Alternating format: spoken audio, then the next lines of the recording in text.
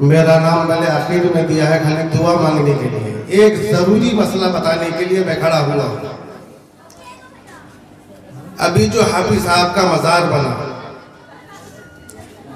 شرعی حیثیت سے، شرعی نقطۂ نظر سے کتنا درست ہے اور کتنا غلط ہے، اسی بات کی وضاحت کے لیے میں کھڑا ہوا۔ فتاوی رضویہ میں امام عشق و محبت سرکار اعلیٰ حضرت فاضل بریلوی علیہ رحمت و رضوان فرماتے ہیں کہ علماء صلحاء، علماء کا مطلب بڑے عالم جو عالم باعمل ہیں، صلحاء جس کو اولیاء کرام کہتے ہیں، ان کے مزارات میں عمارت بنانا، گنبد بنانا اس نیت سے کہ لوگ مزار میں حاضری دینے کے لیے آئیں گے، بیٹھ کے قرآن شریف پڑھیں گے، فاتحہ کریں گے، نیت یہ ہونی چاہیے کہ لوگ حاضری دینے کے لیے آئیں گے۔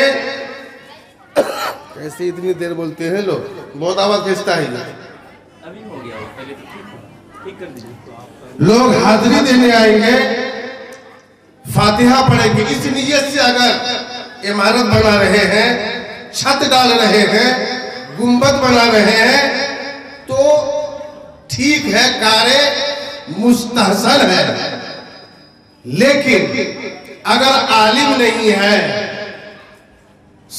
صالحین میں سے نہیں ہے، تو علماء اور صلحاء کے مزار کی طرح ان کے مزار میں عمارت نہ بنائی جائے۔ دوسری بات، چاہے عالم کا مزار ہو یا کسی ولی کا مزار ہو، عورتیں وہاں جاتی ہیں، منت مانتی ہیں اور پھر وہاں سے واپس آتی ہیں، خواجہ صاحب کے مزار میں جاتی ہیں۔ ابھی آپ نے بڑی اچھی تقریر سماعت کی مولوی دل نواز سے، ایسی ہی تقریر کی ضرورت ہے علاقے میں۔ ہمارا علاقہ کتنا بگڑتا جا رہا ہے، عورتوں میں عریانیت کتنی چھائی جا رہی ہے، ایسی ہی تقریر کی ضرورت ہے۔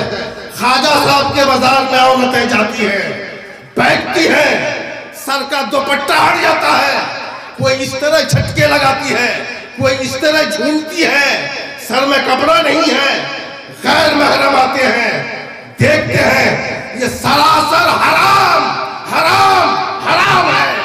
اعلیٰ حضرت سے پوچھا گیا عورتوں کا مزار میں جانا جائز ہے یا نہیں؟ اعلیٰ حضرت فرماتے ہیں ایسے موقع پر جائز ناجائز پوچھا نہیں جاتا، بلکہ یہ پوچھو کہ جب عورتیں گھر سے نکلتی ہیں مزار میں حاضری دینے کے ارادے سے، تو اس پر کتنی لعنتیں ہوتی ہیں، اللہ کی، فرشتوں کی اور صاحب مزار کی۔ تو جب مزار میں حاضری دینے کی نیت سے نکلی، گھر سے نکلی، لعنت شروع، راستے میں چلتی ہے، فرشتوں کی لعنتیں ہو رہی ہیں، اللہ کی لعنتیں ہو رہی ہیں، تو مزار میں بیٹھ کے، بال کھول کے، سر سے دوپٹہ ہٹا کے، جھٹکے لگانا اور جھومنا کہاں تک جائز ہوگا؟ یہ بالکل حرام حرام حرام ہے۔ اور یہ چوپڑا کا مزار، جس مزار کی کوئی حقیقت نہیں ہے، جس مزار کی کوئی حقیقت نہیں ہے، ہر جمعرات کو عورتوں کا میلہ لگتا ہے، اور یہ کچھ لوگ کہتے ہیں کہ 7 مرتبہ جاتے ہیں تو منت پوری ہو جاتی ہے۔ میں آپ کو ایک واقعہ سناتا ہوں۔ کفار و مشرکین جو مورتیاں بناتا ہے، پھر اس کی پوجا کرتا ہے، منتیں مانتا ہے، پوری ہوتی ہے کہ نہیں؟ پوری ہوتی ہے یا نہیں؟ پورا کون کرتا ہے؟ وہی مٹی کا بت، وہی مورتی، جی نہیں، دینے والا تو خدا ہے۔ اس نے غلط عقیدہ بنا لیا اور اسی سے مانگتا ہے۔ آدمی کی کوئی عقل بھی ہوتی ہے۔ امام اعظم رضی اللہ تعالیٰ عنہ فرماتے ہیں کہ کہ اگر اللہ تعالی قوم کی ہدایت کے لیے نبی نہیں بھیجتا تو بھی انسان کو اپنی عقل کی بنیاد پر اللہ کی وحدانیت کا اقرار کرنا فرض تھا۔ یہ تو کرم ہے خدا کا کہ انبیاء کو بھیجا۔ میرے دوستو، بہرکیف جتنے مرد ہیں یہاں، کم سے کم وہ اپنی عورتوں کو، ماں کو، بہنوں کو مزارات پہ جانے سے روکیں، ورنہ جو لوگ غیر محرموں کے پاس عورتوں کو جانے دیتے ہیں، احادیث میں آیا ہے کہ جو اپنی عورتوں کو یا جن کے ذمے جن عورتوں کی نگرانی ہے، چاہے وہ ماں ہو، بہن ہو، بیوی ہو، بیٹی ہو، عورتوں کو روکتے نہیں، غیر محرموں کے سامنے جانے سے منع نہیں کرتے۔ احادیث میں ایسے مردوں کو کہا گیا ہے دیوس، اور حدیث شریف میں ہے دیوس کبھی بھی جنت میں نہیں جائے گا۔ دوستو، اس لیے اپنی عورتوں کو روکو مزارات پہ جانے سے۔ اب رہی بات حافظ حسن صاحب کی، فتویٰ ظاہر پہ لگتا ہے۔ میں نے اس سلسلے میں سوال لکھا، جوابات منگائے۔ میں اگر بولتا فتویٰ لکھ دیتا تو چونکہ فتویٰ کی مہر نہیں ہے میرے پاس یہاں، تو گاؤں والے کہتے ہیں کہ مجھے غلط کمپانی بتائیے، اس لیے میں نے سوال لکھ کے باہر سے فتویٰ منگایا۔